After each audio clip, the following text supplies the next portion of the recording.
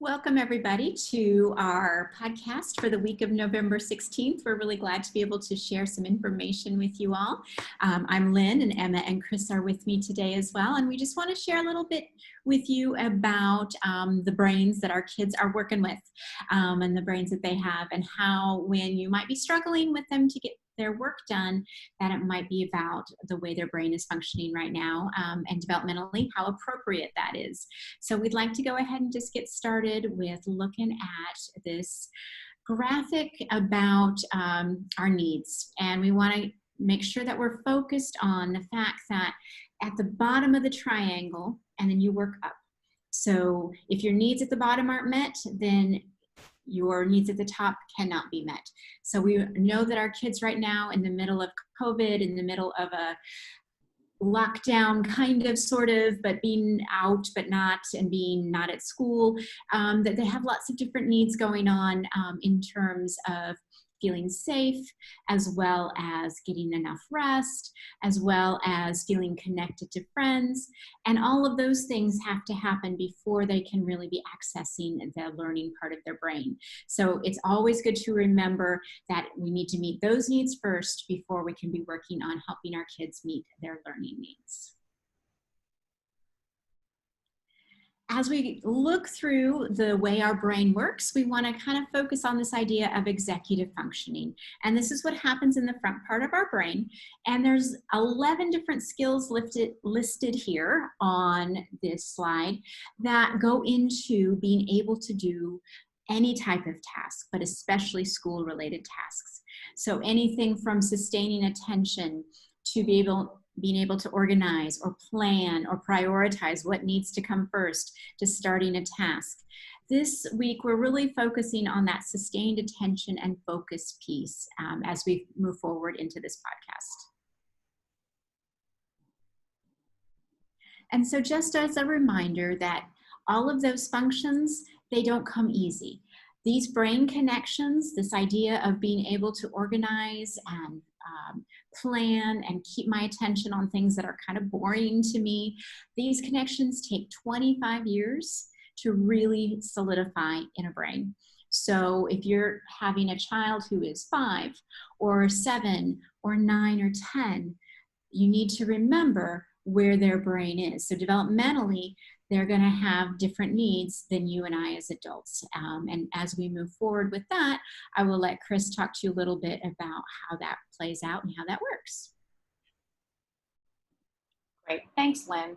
So we're just going to take a look at managing expectations, which we know looks different day to day, or depending on how our kids wake up or how we wake up. And so setting realistic expectations for our kids and ourselves each day intentionally is super important. Not only are our children having lots going through our mind and wondering what's going to happen next, we also do. So we have to give ourselves permission to remember that some days are going to be harder than others. And it's okay. We also have to remember that the brain being overloaded can lead to stress more quickly. Not only are they learning from home or managing expectations of not being in school, but there's a far-reaching expectation that they're also looking for, missing loved ones from far away, not being able to connect with them, not being able to travel. And a lot of that creates overload in our children and in ourselves. So school at school and school at home. We know that they're so different in so many ways. And what we've learned through a lot of our intakes with kids and talking to parents is that the social connection is the one real challenging part for children when they're learning from home. We can see here that at school, when they're learning, this is pre-COVID, these pictures from last year in grade 2, but there's a lot of collaboration between kids and it's in real time. So they're face-to-face, they're asking questions. It's not just delivering through the computer. So it looks a lot different. Now, continuous learning, as we know, looks like kids are listening to videos. They're also looking at connecting through one-on-ones or through small groups. It looks very different. So we have to be able to support children with what they need and understanding how we can best support through strategies and executive functioning during continuous learning. So I'm going to pass it over to Emma now, who's going to talk more specifically about strategies. And I think we're going to focus in on focus and attention. So I'm going to pass it over to Emma now. Great, thank you, Chris. As mentioned earlier, today we're really going to target those skills that we want for our kids to have more focus and attention while working at home. So if we can go to the first slide.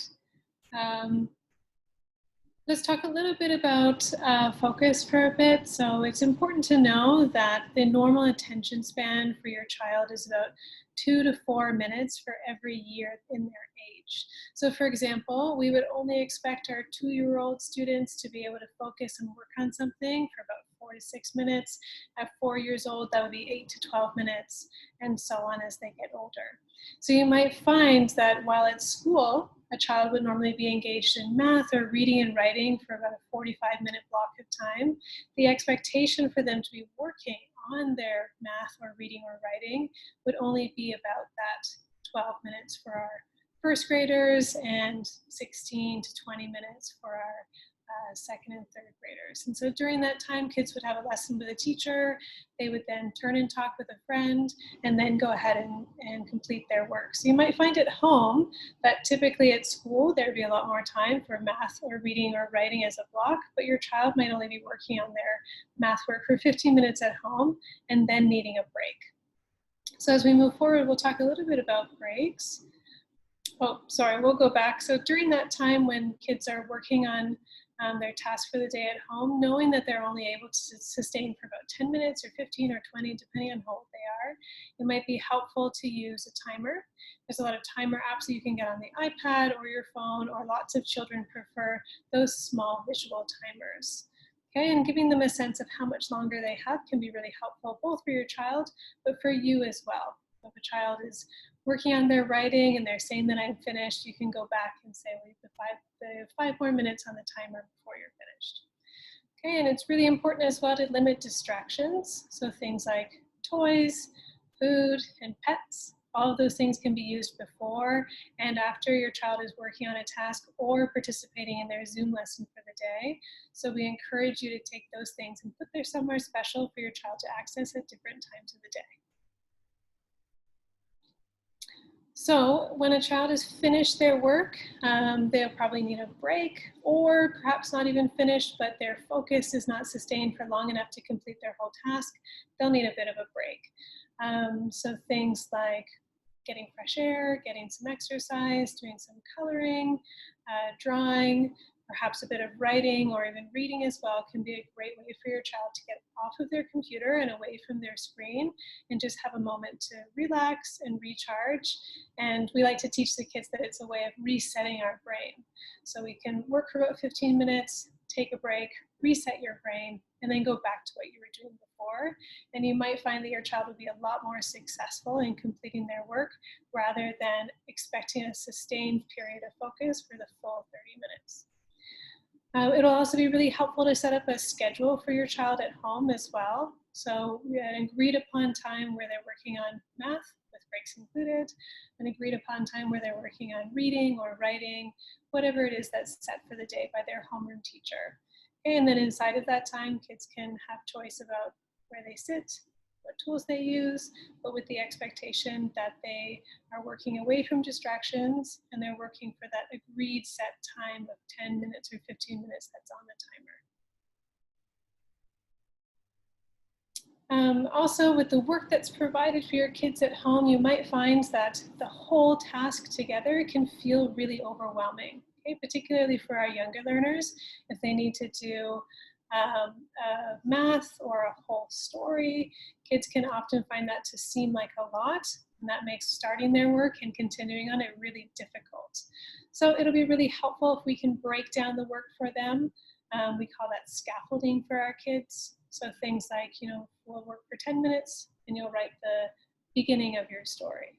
Okay, and then when that 10 minutes is up, then you take a break, relax, recharge, reset, and you go back, and the next 5 minutes is working on the middle of your story. Things like that can make it really helpful. And in that scheduling as well, we encourage you to use as many visuals as you can so that your younger learners can really see what they're meant to be doing first, and then next, and then last. Okay? And with that goes limiting the number of directions. So if we give kids a whole set of directions, again, that can feel very overwhelming and can make it hard for a lot of kids to even get started.